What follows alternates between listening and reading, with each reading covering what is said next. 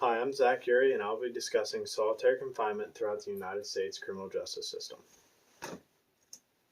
Topics of discussion. Some topics we will discuss is the history of solitary confinement, why it has increased in use in the past 25 to 30 years, the three main subcategories of solitary confinement, temporary, disciplinary, and administrative, the negative health effects like physical, social, and mental health problems, and lastly, alternative methods to reform how solitary confinement is used throughout correctional facilities in the United States.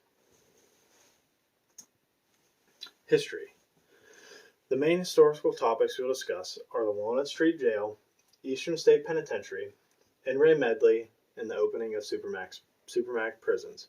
As you can see, solitary confinement's history in the United States is vast, dating back to the Quakers in the late 1790s to today's use in modern Supermax prisons. Many things have come and gone, but solitary confinement has hardly changed from its roots. The Walnut Street Jail. The Walnut Street Jail was the first prison in the United States located in Philadelphia, PA. Quakers thought solitary confinement to be a humane alternative to prison overcrowding. The idea was total isolation and silence would lead to pendency. This is where we get the term penitentiary from. The housing units at Walnut Street Jail from the inmates in confinement were called penitentiary houses and were a totally separate cell block from the rest of the general prison population. Eastern State Penitentiary. Eastern State Penitentiary opened as the first prison to house inmates completely in isolation.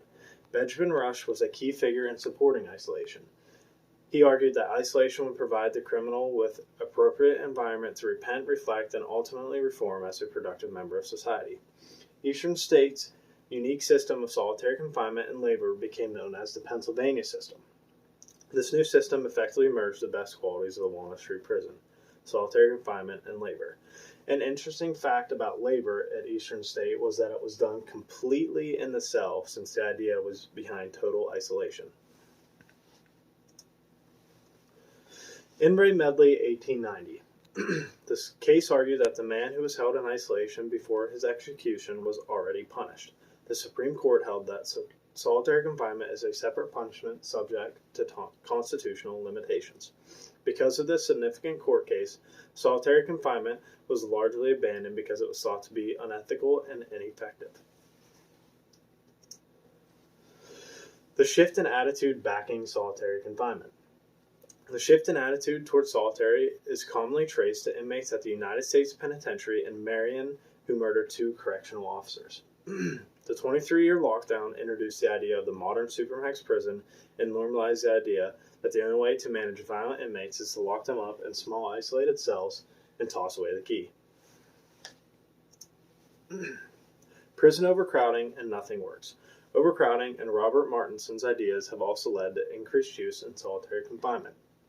Concerning the topic of overcrowding, correction executives began utilizing solitary confinement to increase safety and security for staff and incarcerated people. As you can see on the chart, between 1970 and 80, this is when Robert Martinson's ideas and Get Tough and Law and Order policies were introduced. The main subcategories of solitary confinement.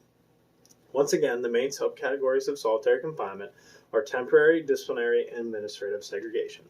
Temporary segregation is used in the time of a crisis. Disciplinary segregation is used as a punishment for violating rules. And lastly, administrative segregation is an indefinite sentence of isolation. Temporary segregation.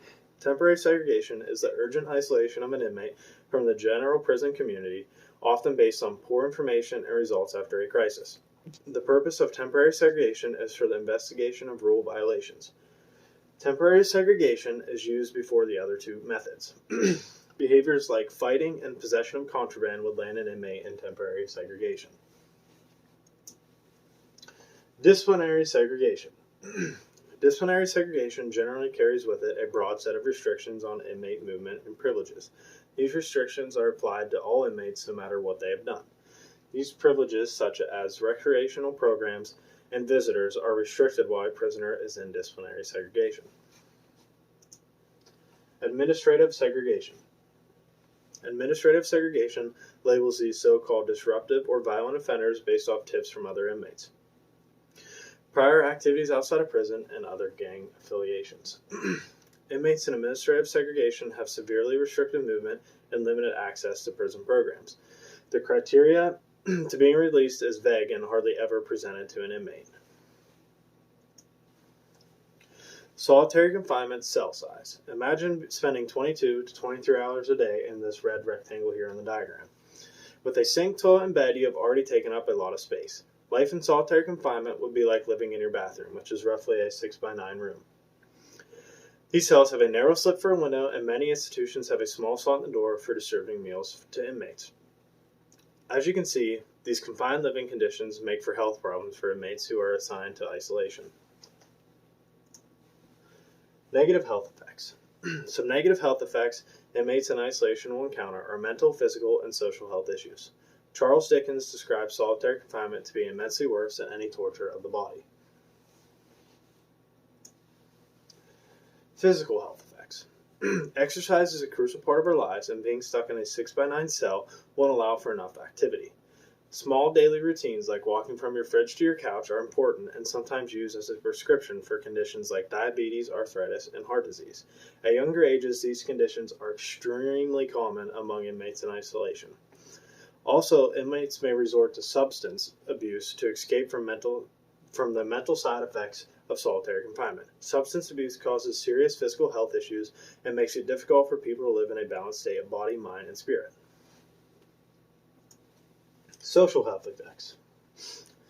The most prominent health effect an inmate will encounter is the loss of socialization skills. We as humans are socialized at a young age, but being in solitary confinement, prisoners must be resocialized. Inmates cope with isolation by going mute and withdrawing themselves from real life. A common impulse disorder, impulse disorders are common among isolated offenders. Frank D. Palmera is a prime example of negative health problems that arise in isolation. Frank served 4 decades in a Nevada state prison. He experienced memories of his real life that faded away and lived at his own fantasies. Mental health effects. There is a difference between loneliness and aloneness, and the mind reacts to these in very different ways. Solitary confinement is loneliness, which is the imposition of social isolation. Studies show that inmates with any length of time in confinement are most likely to suffer from post-traumatic stress disorder. Not only does an inmate face prefrontal cortex issues like PTSD, but cognitive processes are impaired as well. Such inmates experience impaired concentration, memory loss, and extreme confusion with dates and times. The outcry for change of solitary confinement. Pressure from outside sources have mounted and prompted the rethinking of solitary confinement in the criminal justice system. In efforts to encourage reform, organizations like the Department of Justice and the Association for State Correctional Administrators have produced guiding principles for its use in institutions. Alternative methods. These alternative methods have been given strict guidelines by the DOJ and the ASCA. Recommendations like including access to exercise, proper hygiene, and using inmates' threat to safety and the nature of the offense to determine an inmate's length of stay have been proposed by the ASCA. The DOJ has also recommended inmates' placement in restricted housing must be reevaluated every so often. Lastly, supplement solitary confinement with a viable disciplinary alternate. And again, these organizations recommend that solitary should be used as a last resort only. Pilot Step-Down Program. Initiated in Virginia in October of 2011, the pilot program looks to reform and improve a positive change within correctional facilities. The program was created to eliminate the use of disciplinary segregation and reduce the number of people who are placed in restrictive housing, along with decreasing the amount of time people spend in isolation. From January 2016 to June 2019, the Virginia Department of Corrections decreased its short-term housing population by 66%. The pilot program focuses on rehabilitation of offenders rather than locking them away from the rest of the world. As we talked about, solitary confinement is a correctional practice whose history is extensive throughout the Western prison system.